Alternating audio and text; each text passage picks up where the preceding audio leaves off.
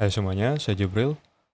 Pada video kali ini kita akan belajar dua topik. Yang pertama adalah himpunan, dan yang kedua adalah fungsi. Kita mulai dari himpunan. Nah, himpunan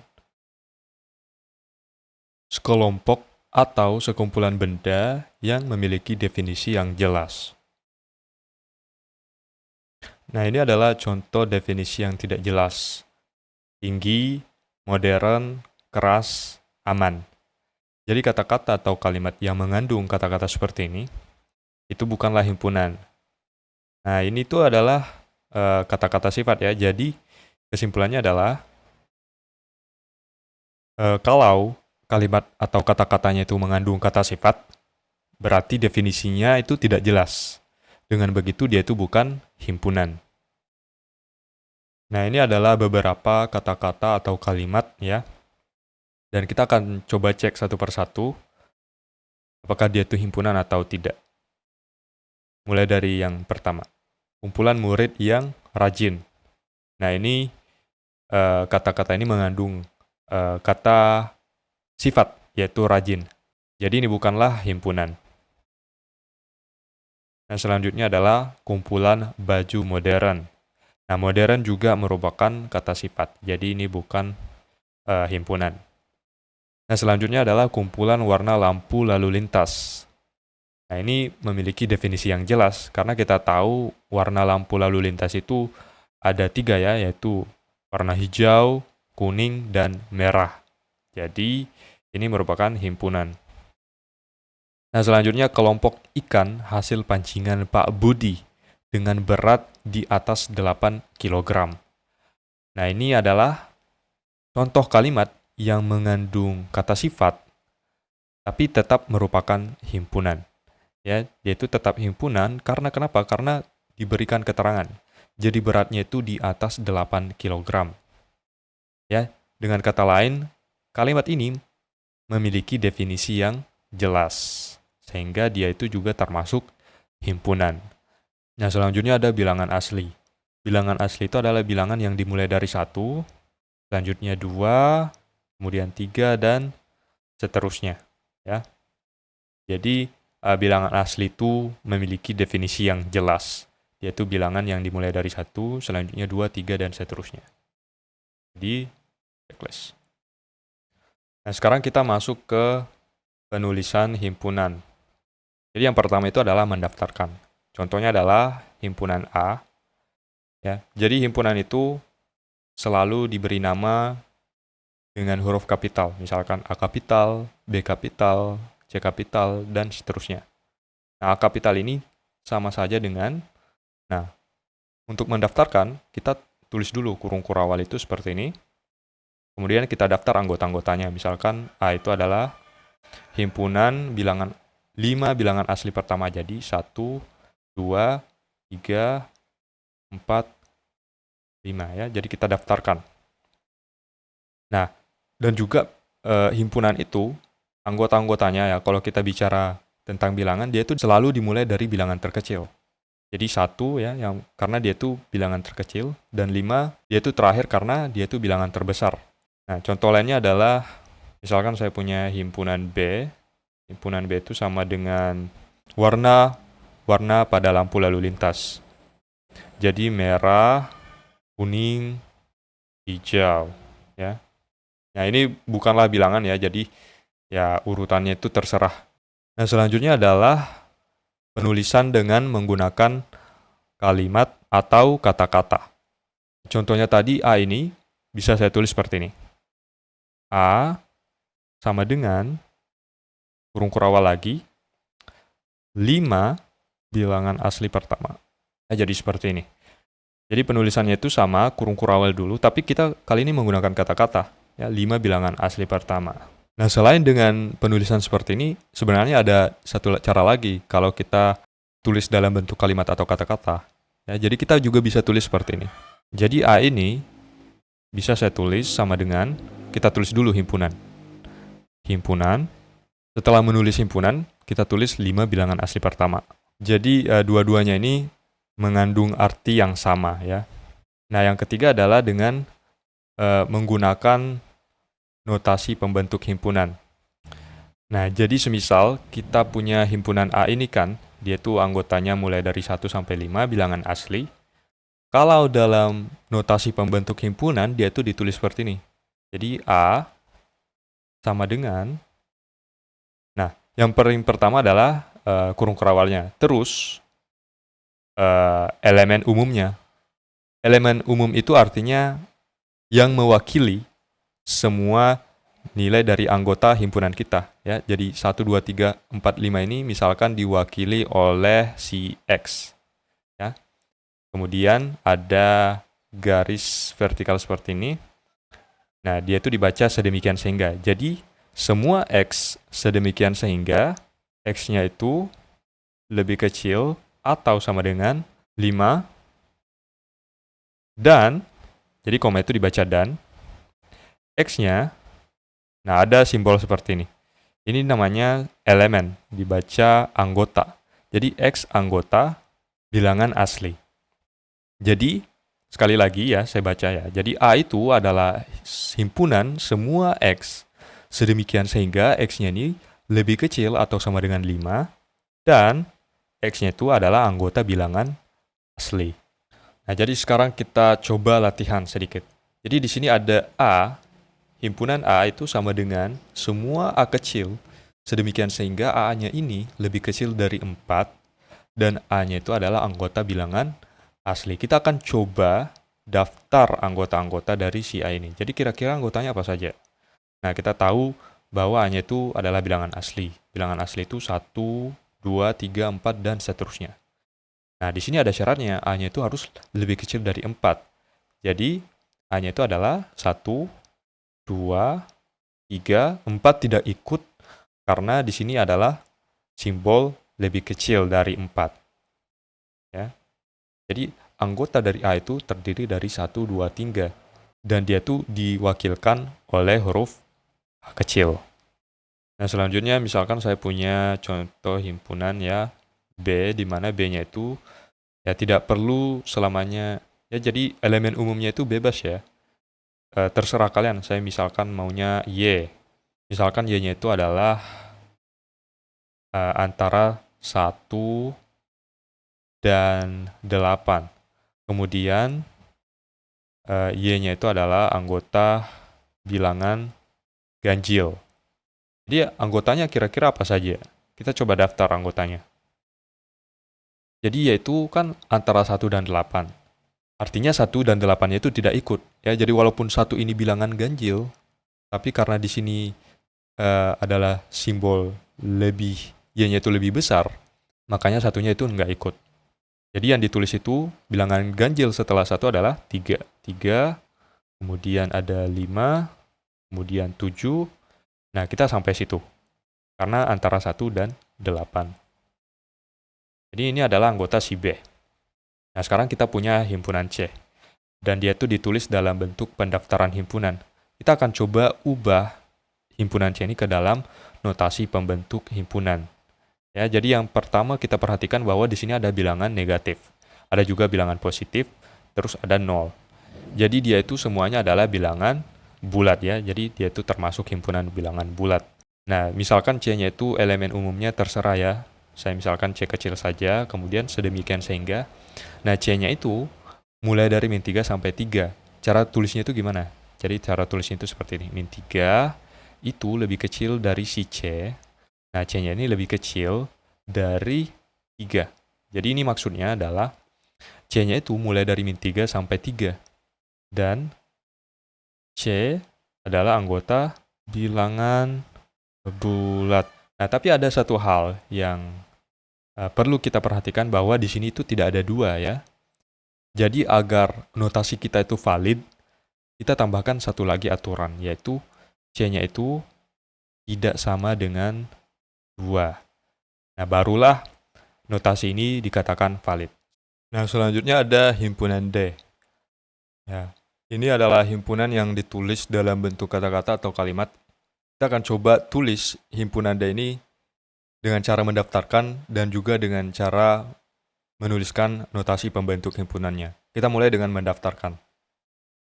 Jadi himpunan faktor dari 10 antara negatif 3 dan 7. Nah, sebelum itu kita harus cari tahu dulu faktor dari 10 itu apa saja. Jadi kita gunakan metode tulang ikan ya. Jadi metode ini kita cari dua bilangan yang menghasilkan kalau dikalikan itu hasilnya adalah 10. Jadi contohnya adalah 1 kali 10 itu hasilnya adalah 10. Kalau angka 2, bilangan 2 dikalikan berapa hasilnya itu 10? Ya 5. Nah kira-kira kalau 3 ada nggak? 3 nggak ada ya, 4 juga nggak ada. Jadi ya cuman ini aja. Jadi ada 4 faktor dari 10. Tapi ingat, ada juga bilangan negatif. Jadi tidak hanya 1, 2, 5, dan 10. Bilangan negatif juga ikut. Jadi 1, 2, 5, 10 itu adalah faktor dari 10. Tapi ada juga min 1, min 2, min 5, dan min 10. Jadi total faktor dari 10 itu ada 8. Jadi bisa saya tulis D itu adalah himpunan yang anggotanya. Nah, faktor dari 10 antara negatif 3 dan 7. Negatif 3 artinya min 2-nya masuk ya. Jadi mulai dari min 2, kemudian min 1, 1, 2, dan 5. Setelah 5 itu 10, dan 10 itu lebih besar dari 7, jadi 10-nya nggak masuk. Begitu juga dengan min 5 dan min 10 itu sudah lebih kecil daripada negatif 3. Makanya yang masuk itu cuma min 2 dan min 1. Nah, jadi inilah anggota-anggota dari si D. Kalau kita tulis dengan cara mendaftarkan. Nah, selanjutnya kita coba tulis dalam notasi pembentuk himpunan. Ya, jadi elemen umumnya terserah ya. Saya mau misalkan D kecil, sedemikian sehingga. Nah, D-nya itu antara negatif 3 dan 7. Jadi menggunakan simbol lebih kecil ya. Jadi min 3 lebih kecil dari si D, dan D-nya itu lebih kecil dari 7. Ya, seperti itu.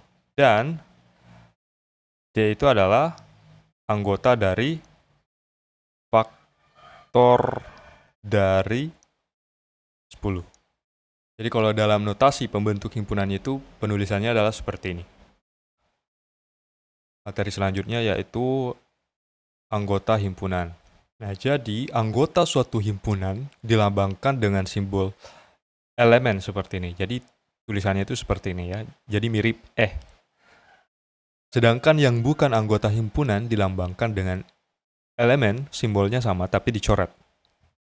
Nah, contohnya saja itu misalkan A tadi kan itu himpunan 5 bilangan asli pertama. Jadi 1, 2, 3, 4, 5. Kita tahu 1 itu adalah anggota dari si A.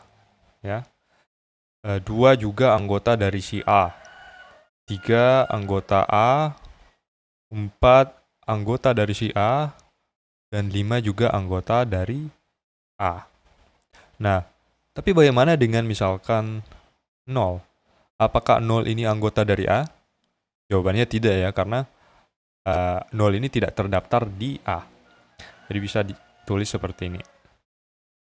Nah, bagaimana dengan 6? Apakah 6 ini anggota dari si A? Nah, jawabannya adalah tidak, karena 6 juga nggak masuk di himpunan A. Nah, bagaimana dengan 1,5? Apakah 1,5 ini anggota dari A? Jawabannya adalah tidak ya. Jadi himpunan A ini hanya mengandung bilangan-bilangan bulat positif dan tidak mengandung bilangan desimal seperti 1,5 ini.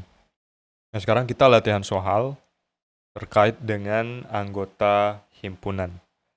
Jadi kita ingin tahu apakah yang di kiri ini merupakan anggota dari si himpunan yang ada di kanan ini. Kita mulai dari yang pertama. Apakah iPhone itu adalah smartphone buatan asal Indonesia? Jawabannya adalah bukan ya, karena iPhone itu asli buatan Amerika Serikat. Nah, selanjutnya ada angka 180. Apakah angka 180 ini adalah anggota dari himpunan kita ini? Jadi himpunan ini terdiri anggotanya itu mulai dari 1, kemudian 2, 4, 8, 16, 32, dan di sini bisa dilihat polanya ya. Jadi untuk yang pertama, 1 itu dikalikan dengan 2, hasilnya adalah 2. 2 kalau dikali dengan 2 itu hasilnya adalah 4. 4 dikali 2 hasilnya adalah 8. 8 dikali 2 hasilnya 16. Kemudian 16 ini kalau dikali lagi hasilnya adalah 32. Nah, kira-kira angka selanjutnya itu apa? Jadi angka setelah 32 itu artinya kita kali lagi 32 ini dengan 2. Ya. Kalau dikali 2 itu hasilnya adalah 64. Kemudian 64 dikali 2 itu hasilnya adalah 128. Kalau dikali lagi dengan 2 hasilnya adalah 256. Nah, 180 ini adalah bilangan di antara 128 dan 256. Artinya kita sudah lewati bilangan ini. Dengan begitu, ternyata 180 ini adalah bukan anggota dari himpunan ini. Nah, yang terakhir adalah ini, apakah 29 itu adalah anggota dari bilangan prima? Jawabannya adalah ya anggota ya, karena 29 itu adalah bilangan prima. Faktornya cuma ada 2, yaitu 1 dan dirinya sendiri. Seperti ini. Nah, sekarang kita masuk ke bilangan kardinal. Nah, bilangan kardinal adalah bilangan yang menyatakan jumlah anggota dari suatu himpunan. Jadi contohnya tadi itu adalah misalkan himpunan A, itu adalah 5 bilangan asli pertama, 1, 2, 3, 4, 5. Nah, jumlah anggotanya ada berapa? 1, 2, 3, 4, 5. Ada 5 ya kan? Nah, penulisannya itu ada seperti ini. Jadi kita tulis dulu N kecil, kemudian nama dari himpunannya. Kemudian balas kurung. Nah, jumlah anggotanya ada berapa? Ada 5. Seperti ini. Nah, ada juga, misalkan contoh lain itu kan ada B. Ya. B itu adalah warna-warna lampu lalu lintas. Jadi ada merah, ada kuning, dan ada hijau. Nah, jumlah anggotanya ada 3. Jadi cara tulisnya itu seperti ini. Ada N kecil, kemudian nama dari himpunannya di dalam kurung. Jumlahnya ada 3. Jadi sekarang kita coba latihan lagi terkait dengan bilangan kardinal ini. Jadi di sini kita punya himpunan Q, dan dia itu adalah himpunan huruf vokal pada kata biologi. Nah, kita ingin tahu berapa jumlah anggota dari himpunan Q ini. Kira-kira berapa? Nah, caranya itu gampangnya adalah kita daftar dulu anggotanya apa saja gitu. Jadi, hurufnya itu kan, huruf vokal itu kan seperti A, I, U, E, dan O. Nah, di sini pada kata biologi itu mana saja yang merupakan huruf vokal. Nah, yang saya lihat di sini ada 2 ya, jadi ada I dan O. Jadi I dan O. Jadi cuma ada 2. Nah, jadi penulisannya seperti yang saya sudah jelaskan tadi. Kita tulis dulu N kecil, kemudian nama dari himpunannya di dalam kurung, kemudian sama dengan jumlah anggotanya ada 2. Nah, selanjutnya ada himpunan P. Nah, himpunan P ini adalah himpunan faktor positif dari 30 selain 15. Nah, kita ingin tahu berapa jumlah anggota dari himpunan P kita ini. Nah, seperti yang sudah kita coba ya, dengan cara kita daftar dulu anggota-anggotanya apa saja. Jadi, kita tulis dulu anggotanya apa-apa saja. Nah, faktor dari 30 itu ada, kalau kita gunakan metode tulang ikan seperti ini, 2 bilangan yang kalau dikalikan hasilnya adalah 30. Jadi itu adalah 1 dikali 30 bisa, 2 dikali 15 hasilnya 30, 3 kalau dikali 10 hasilnya 30, 4 tidak ada bilangan bulat yang kalau dikalikan dengan 4 hasilnya 30 ya. Jadi angka selanjutnya itu adalah 5. 5 bisa dikali dengan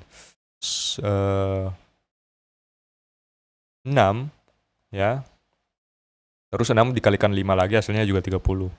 7, 8 kayaknya sudah nggak ada. Jadi inilah faktor dari 30. Ada 8. Ya, kalau kita cuman lihat yang positifnya saja. Jadi, karena di sini yang dia minta itu adalah faktor positif, jadi kita abaikan saja faktor negatifnya. Jadi, ada terdapat 8, ya. Jadi, saya bisa list di sini. Faktornya itu dari 1, 2, 3, 5, terus 6, terus 10. Nah, di sini ada bilang katanya pada himpunan kita selain 15. Artinya kita abaikan 15, kita langsung pindah ke 30. Jadi, jumlah anggota dari si P ini ada 1, 2, 3, 4, 5, 6. Ada 7. Jadi ada 7 dan kita tulis seperti ini. Nah, sekarang kita pindah ke jenis-jenis himpunan. Nah, jadi salah satu jenis himpunan itu adalah himpunan terhingga. Nah, himpunan terhingga itu adalah himpunan yang jumlah anggotanya terbatas. Jadi contohnya apa? Contohnya seperti yang tadi A. A itu kan himpunan 5 bilangan asli pertama. Jadi 1, 2, 3, 4, 5 ya. Nah, ini anggotanya terbatas karena bisa kita hitung. Jadi jumlah anggota dari si A ini kan ada 5 ya. Jadi bisa kita tulis seperti ini. Ada 5 anggotanya. Bisa kita hitung jumlah dari anggotanya. Nah, selanjutnya ada himpunan tak hingga. Nah, himpunan tak hingga itu adalah himpunan yang jumlah anggotanya itu tak terbatas. Nah, jadi contohnya itu adalah himpunan bilangan asli. Jadi sekali lagi himpunan bilangan asli itu adalah himpunan yang dimulai dari 1, selanjutnya 2, kemudian 3, 4, 5, 6, 7, 8, 9, 10, 11, dan seterusnya.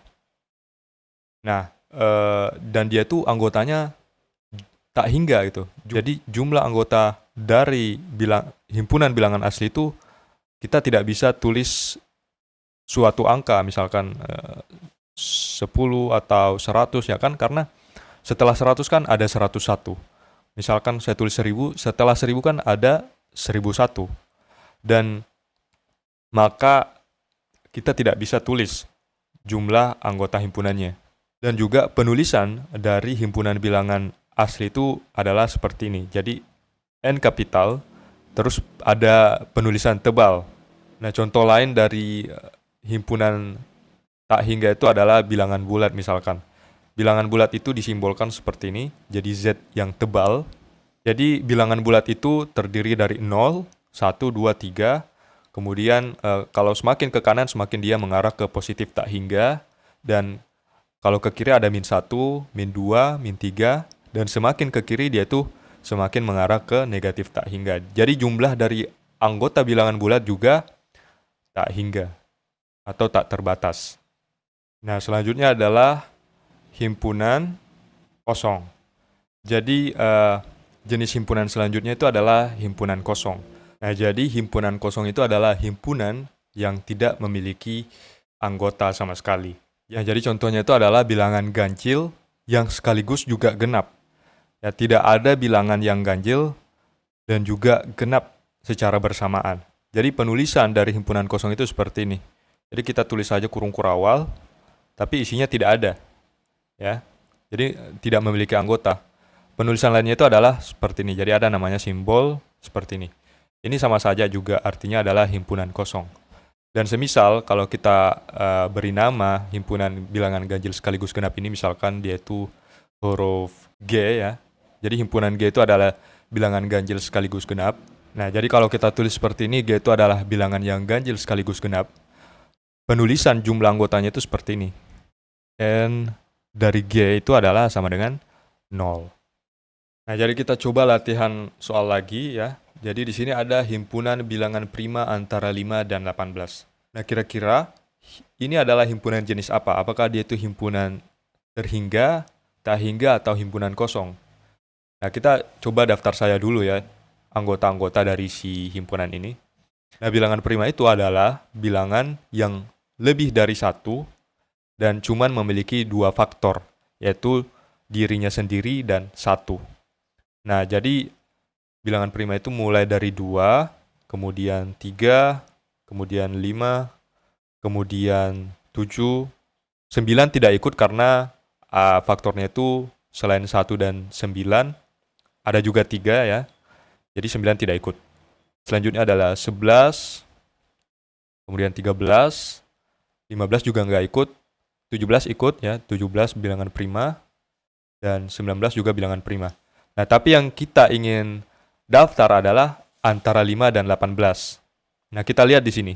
5 itu bilangan prima, tapi karena di sini ada kata antara, artinya 5 itu tidak ikut.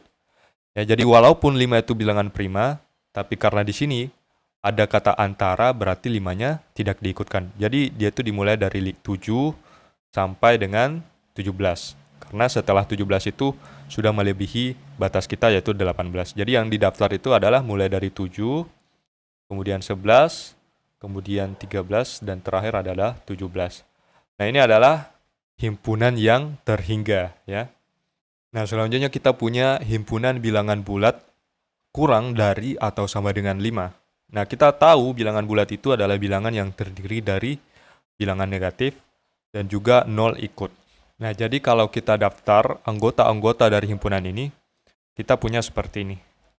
Jadi, dia itu terbatas sampai 5 ya. Jadi terhingga ya kalau kita mengarah ke kanan, mengarah ke bilangan positif. Tapi dia itu tak hingga kalau kita mengarah ke kiri. Ya, jadi mulai dari 0, min 1, min 2, min 3, min 4, min 5, min 6, min 7, dan seterusnya. Semakin dia ke kiri, semakin dia itu kecil bilangannya. Dan dia itu tak hingga di arah kiri. Makanya dia ini termasuk himpunan tak hingga. Jadi himpunan bilangan yang kurang dari atau sama dengan 5 itu adalah himpunan bilangan tak hingga. Nah, contoh terakhir adalah ini himpunan H, di mana himpunan H itu adalah semua X sedemikian sehingga X itu sama dengan min 5 dan X-nya itu adalah himpunan bilangan asli. Nah, kira-kira ini adalah jenis himpunan apa? Ya, kalau kita perhatikan, X-nya itu kan anggota dari himpunan bilangan asli. Nah, bilangan asli itu dimulai dari 1. Jadi 1, 2, dan selanjutnya 3, 4, dan seterusnya. Nah, masalahnya di sini katanya X-nya itu sama dengan min 5.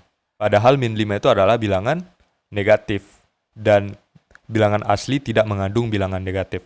Jadi H adalah salah satu contoh himpunan kosong.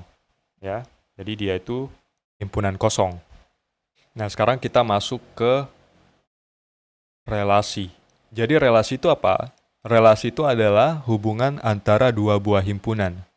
Jadi kita belajar himpunan di awal-awal itu agar kita bisa belajar yang namanya relasi dan kedepannya juga nanti itu fungsi.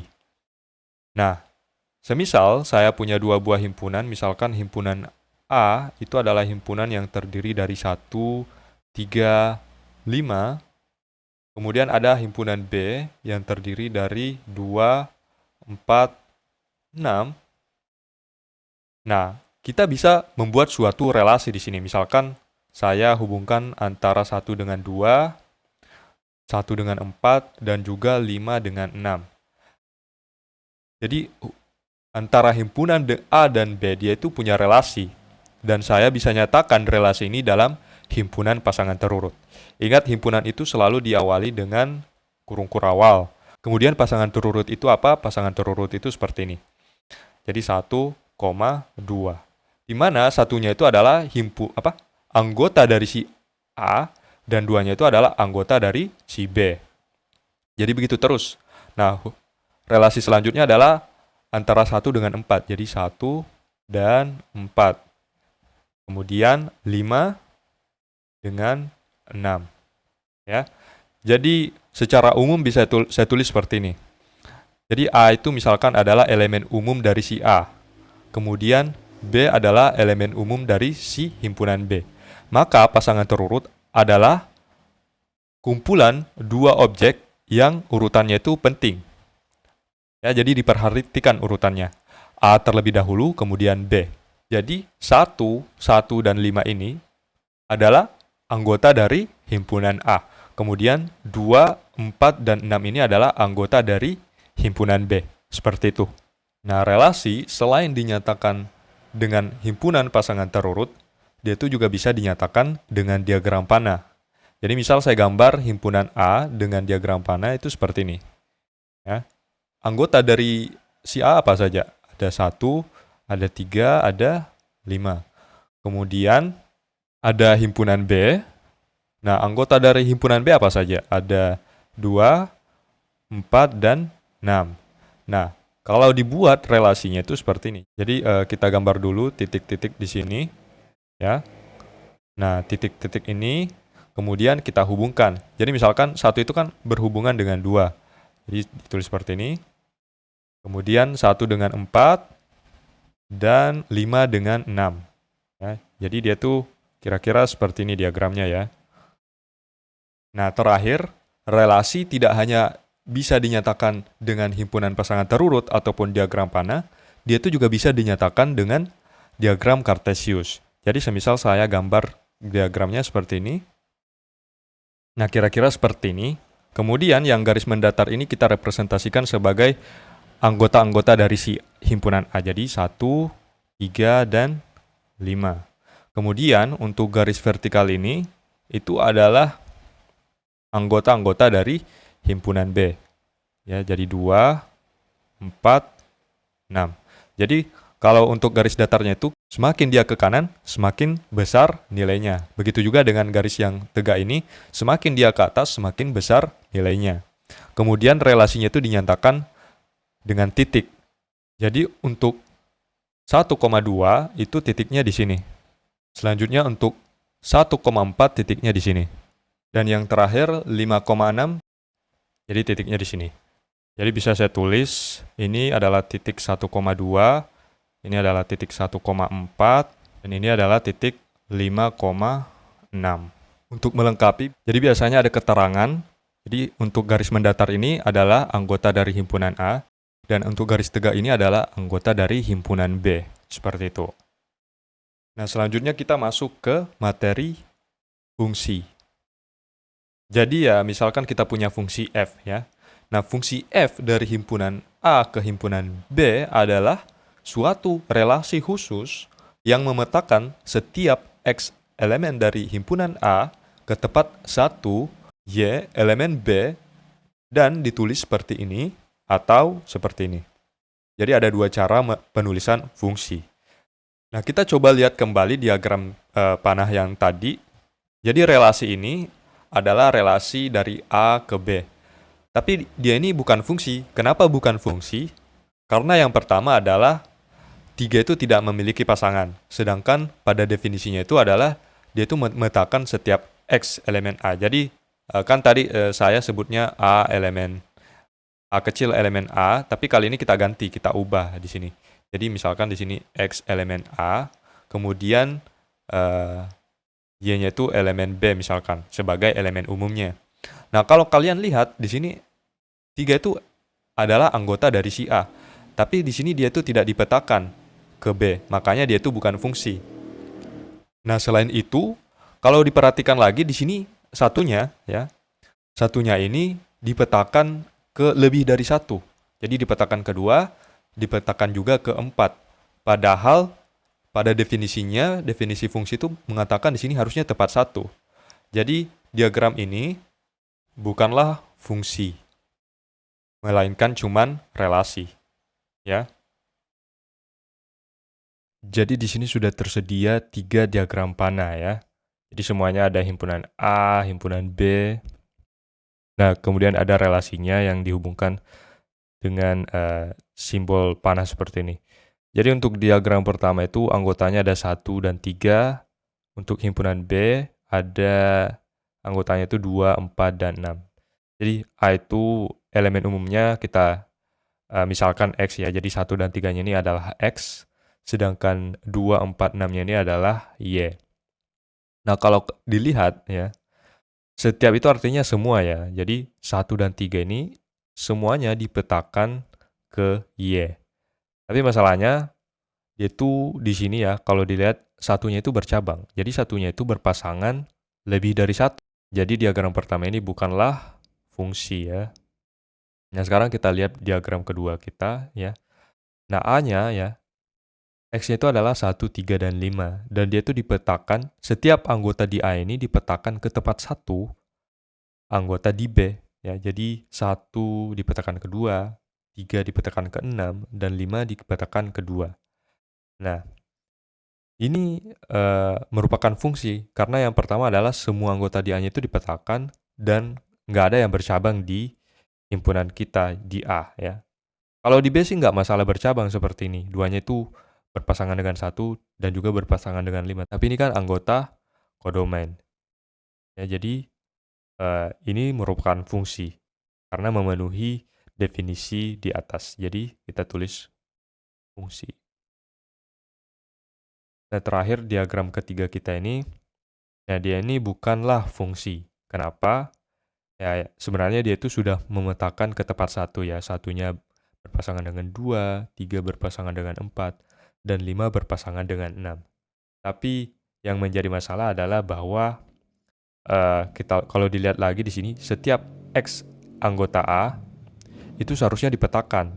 Nah, masalahnya 7 itu nggak dipetakan. Maka ini bukanlah fungsi ya.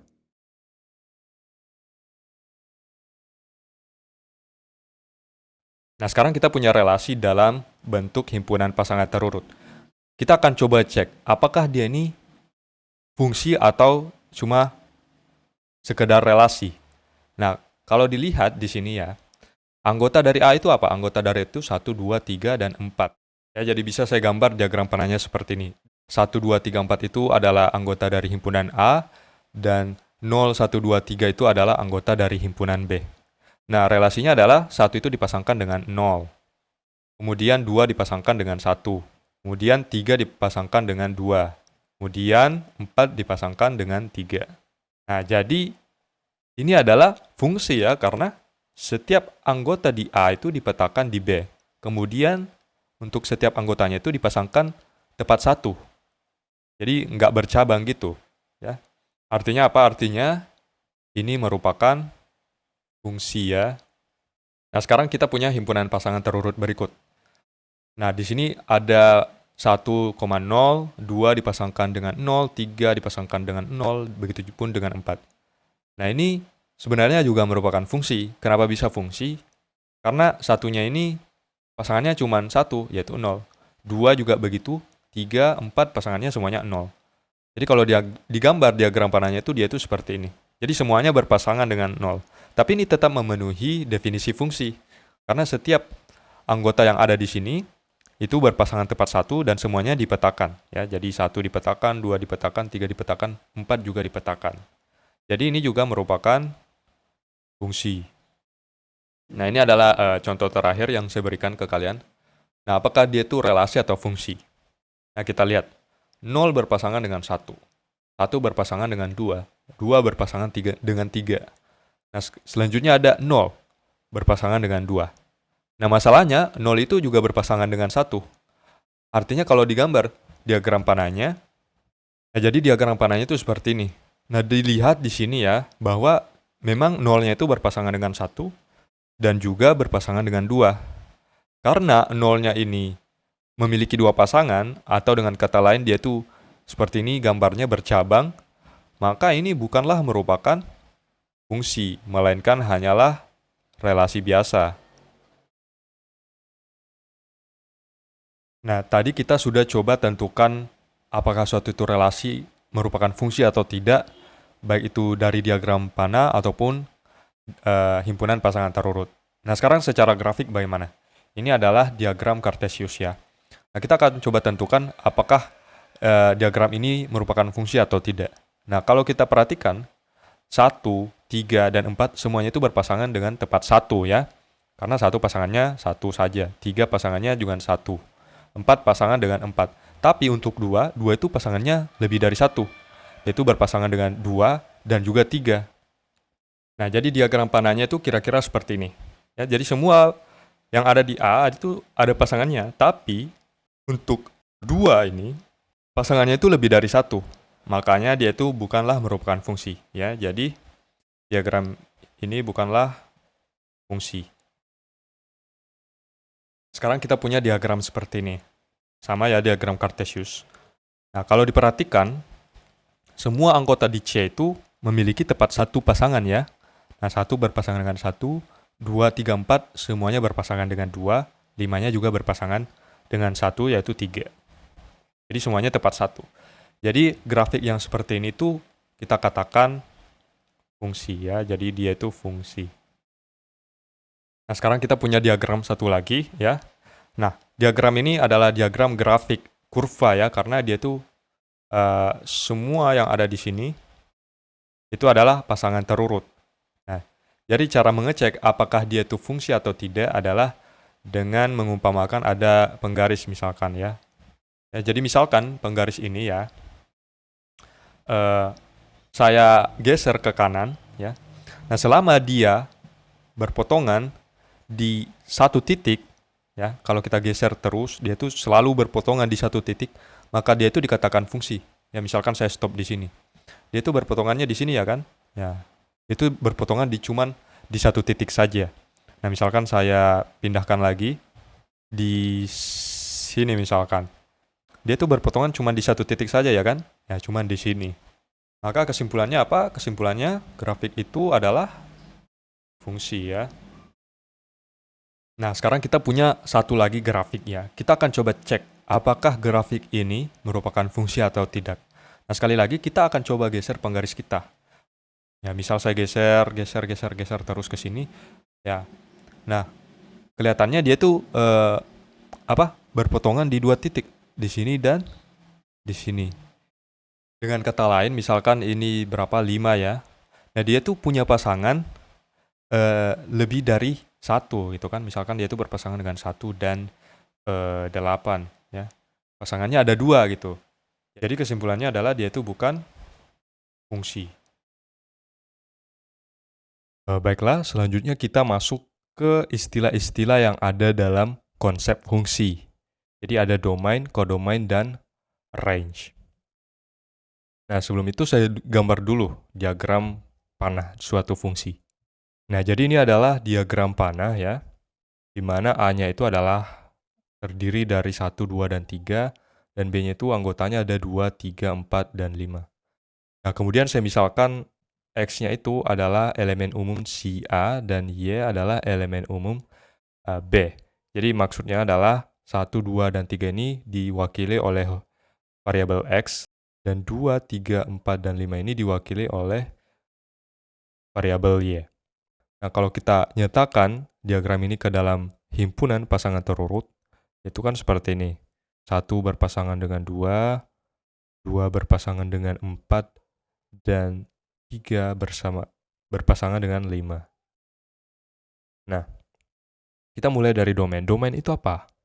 Jadi domain adalah himpunan semua bilangan pertama pada pasangan terurut. Jadi bilangan pertama itu kan yang ini semua ya. Jadi 1, 2, dan 3. Atau kalau kalian lihat di diagram panah pada dasarnya adalah semua himpunan A. Jadi 1, 2, dan 3. Nah, selanjutnya kodomain itu apa? Kodomain ya. Selanjutnya ada kodomain. Nah, kodomain itu adalah hasil yang memungkinkan. Belum tentu menjadi hasil, tapi memungkinkan gitu. Jadi apa saja? Ya semua anggota yang ada di B. Jadi 2, 3, 4, dan 5. Nah, kalau saya bilang tadi kemungkinan, hanya sebuah kemungkinan, maka range lah yang menjadi hasil, atau benar-benar menjadi hasil. Jadi, yang benar-benar menjadi hasil itu adalah anggota-anggota dari kodomain yang memiliki pasangan di domain. Jadi, yang punya pasangan itu adalah ini, dan ini. Jadi ada 2, 4, dan 5 ya. Jadi walaupun 3 itu anggota kodomain, dia itu nggak masuk ke dalam hasil. Dia itu cuma kemungkinan menjadi hasil, tapi nyatanya di sini enggak. Barulah di range nanti adalah semua himpunan yang benar-benar menjadi hasil. Nah, kita tahu 1, 2, 3 itu adalah X ya. Jadi kalau dalam bentuk umumnya, pasangan terurut dari fungsi pemetaan dari A ke B ini, itu kalau ditulis itu seperti ini, X, Y. Nah, X, Y ini adalah pasangan terurut. Seperti yang kalian lihat, ini X, ini juga X, dan ini X. Kemudian 2, 4, 5-nya ini adalah Y. Nah, ditulis seperti ini. Nah, tadi saya tulis di atas, notasi fungsi itu kan seperti ini. Ya, di mana A-nya itu sebagai domain, dan B-nya kalau dilihat di sini adalah sebagai kodomain. Nah, tapi fungsi juga dinotasikan seperti ini. Fx sama dengan Y. Cuma mungkin kebalik saya tulis di atas, tapi artinya sama saja. Nah, maksud dari notasi ini adalah, nah, mulai sekarang kita akan sering anggap domain ini sebagai masukan ya. Sedangkan range ini kita anggap sebagai hasil dari masukan itu. Jadi maksud dari fungsi ini adalah saat kita tulis f, kemudian x-nya yang pertama 1, ya, dia itu akan menghasilkan suatu range atau hasil ya. Jadi f1 itu sama saja dengan 2. Kemudian f2 kalau kita masukkan itu hasilnya adalah sama dengan 4. Nah, f3 kalau kita masukkan ke dalam fungsi f itu sama dengan 5. Kita bisa umpamakan fungsi itu seperti mesin. Jadi seperti ini. Nah, jadi ini adalah perumpamaan fungsi sebagai mesin. Kita punya fungsi f. Nah, kalau kita masukkan misalkan 2 ke dalam fungsi ya, jadi 2 ini masuk ke dalam fungsi, akan keluar suatu hasil. Hasilnya adalah, dalam hal ini adalah 4. Jadi seperti itu. Nah, agar kalian nggak bingung, kita akan coba kerjakan contoh soal. Ketahui himpunan A itu adalah himpunan 5 bilangan asli pertama. Kita disuruh tentukan range dari fungsi f ini, di mana f itu domainnya adalah A dan kodomainnya adalah B. Dengan fx sama dengan 2x kurang 5. Jadi ini adalah aturan. Dan untuk mencari range-nya, kita sisa masukkan anggota-anggota dari himpunan A ke dalam fungsi. Jadi misalkan untuk 1 ya, jadi kita evaluasi satu persatu. Jadi f1 itu sama dengan, kita ubah x ini dengan 1. Jadi 2 diganti x-nya dengan 1 dikurang 5. Hasilnya adalah 2 kali 1 itu adalah 2 dikurang 5 itu sama dengan min 3. Nah, kemudian ada F2. Ya, kita evaluasi F2. Ya, kita ubah X-nya dengan 2. Jadi 2 dikali 2 dikurang 5. Ya, 2 kali 2 itu 4. 4 dikurang 5 itu adalah min 1 ya. Jadi kalau saya tulis seperti ini, 4 dikurang 5, hasilnya itu adalah min 1. Nah, selanjutnya ada F3. F3 itu apa? F3 itu kita tulis lagi dulu aturan fungsinya. X-nya diganti dengan 3, kemudian dikurang 5. Kita peroleh 2 kali 3 itu 6, dikurang 5. Kita peroleh 1 ya. Nah, selanjutnya F4. F4 itu adalah 2, X-nya diganti 4, dikurang 5. Ya, 2 kali 4 itu 8, 8 dikurang 5 itu 3. Nah, terakhir ada F5. F5-nya berapa? F5-nya itu 2, X-nya diganti 5, dikurang 5. 2 kali 5 itu 10, dikurang 5 hasilnya adalah 5. Ya, jadi ini tadi adalah 8 dikurang 5 ya. Hasilnya adalah 3. Nah, range dari fungsi itu adalah ini. Min 3, min 1, 1, 3, dan 5. Jadi kalau saya tulis, himpunan range itu ditulis seperti ini. Kita tulis R terlebih dahulu, kemudian nama dari fungsinya. Fungsinya itu kan F. Jadi indeks dari R itu adalah F. Jadi huruf kecil seperti ini di depan R, terus berada di bawah itu biasanya dikatakan indeks atau subscript. Ya. Kemudian sama dengan apa? Sama dengan range-nya tadi. Ingat, himpunan itu kita daftarkan anggota-anggotanya kalau bilangan dari yang terkecil. Jadi min 3 dulu, yang paling kecil, kemudian selanjutnya adalah min 1, kemudian 1, selanjutnya 3, dan terakhir adalah 5, bilangan terbesar sebagai range. Nah, jadi inilah range dari fungsi f. Kita tidak tahu apa itu himpunan B ya, tapi kita asumsikan bahwa dia itu adalah himpunan bilangan bulat. Tapi yang kena, yang terpetakan, yang memiliki pasangan dengan domain itu adalah ini. Min 3 itu pasangannya adalah 1, min 1 pasangannya 2, 1 pasangannya 3, 3 pasangannya 4, dan 5 pasangannya 5. Seperti itu. Nah, ada satu soal lagi untuk pemantapan. Jadi di sini ada himpunan C, ya, yaitu himpunan semua X sedemikian sehingga X-nya itu lebih kecil atau sama dengan 15, dan X-nya itu adalah anggota faktor positif dari 42. Nah, tentukan range dari fungsi H, dengan domainnya itu adalah C dan kodomainnya D, dengan Hx, ya, fungsi Hx-nya ini memiliki aturan yaitu sama dengan 42 per X ditambah X. Nah, sebelum kita kerjakan, kita perhatikan dulu himpunan C ini. Himpunan C ini ditulis dalam notasi pembentuk himpunan ya. Jadi untuk memperjelas anggota-anggotanya kita akan coba daftar. Nah, faktor dari 42 itu apa? Yang disuruh itu adalah faktor positif ya, jadi kita abaikan faktor negatifnya. Jadi faktor dari 42 itu kita gunakan metode tulang ikan. Ya, jadi kita cari dua bilangan yang kalau dikalikan hasilnya adalah 42. Ya, 1 bisa dikali dengan 42. 2 kalau dikali dengan 21 hasilnya 42. 3 kalau dikali 14 itu hasilnya adalah 42 ya. Kemudian 4 nggak bisa ya. Nggak ada bilangan bulat kalau dikalikan dengan 4 hasilnya itu 42. Jadi kita lanjut, 5 juga nggak bisa. 6 bisa ya. 6 kalau dikali 7 itu hasilnya 42. Nah, 8 nggak bisa, 9 juga nggak bisa. Jadi inilah faktor dari 42. Nah, yang diminta di sini adalah yang lebih kecil dari 15. Jadi himpunan C itu apa saja isinya? Isinya adalah mulai dari 1, 2, 3, 6, 7, dan 14. Ya, 21 dan 42 nggak ikut karena sudah lebih besar dari 15. Jadi kita sudah tahu anggota-anggota domain dari fungsi kita, fungsi H ya. Jadi nggak selamanya fungsi itu kita tulis dengan F. Bisa juga H, G, atau huruf-huruf lainnya. Dan biasanya ditulis dalam huruf kecil. Nah, sekarang kita evaluasi satu persatu. Jadi untuk X sama dengan 1, jadi kita tulis seperti ini, H1 itu apa? H1 itu kita ubah semua yang ada X-nya dengan 1. Jadi di sini 42 per 1 ditambah 1. 42 itu per 1 itu sama saja dengan 42 ya. Jadi 42 ditambah 1 itu sama dengan 43. Nah, selanjutnya untuk H2.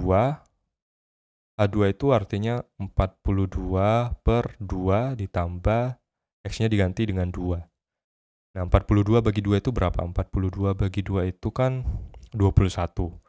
Jadi 21 ditambah 2 hasilnya adalah 23. Selanjutnya ada H3.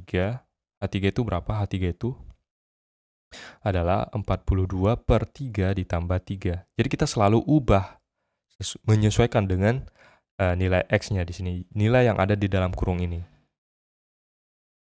Jadi 42 per 3 itu 12. Ya, 12 ditambah 3 adalah 15. Selanjutnya, nah H bukan 4 ya, karena domain selanjutnya adalah 6. Jadi kita tulis H6. H6 itu adalah 42 per 6 ditambah 1. Bukan 1 ya, tapi 6.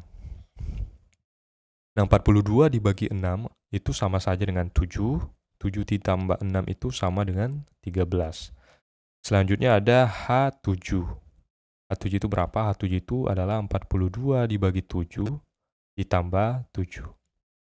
42 dibagi 7 itu kan sama saja dengan 6. Kemudian 6 ditambah 7. Jadi 6 ditambah 7 itu 13. Ya. Selanjutnya H14. Nah, H14 itu adalah 42 dibagi 14 ditambah 14. Nah, 42 dibagi 14 itu sama saja dengan 3. 3 ditambah 14 itu sama dengan 17. Jadi range dari fungsi H itu adalah ini. 43, 23, 15, 13, 13, dan 17. Nah, jadi saya bisa tulis range-nya di sini ya. R.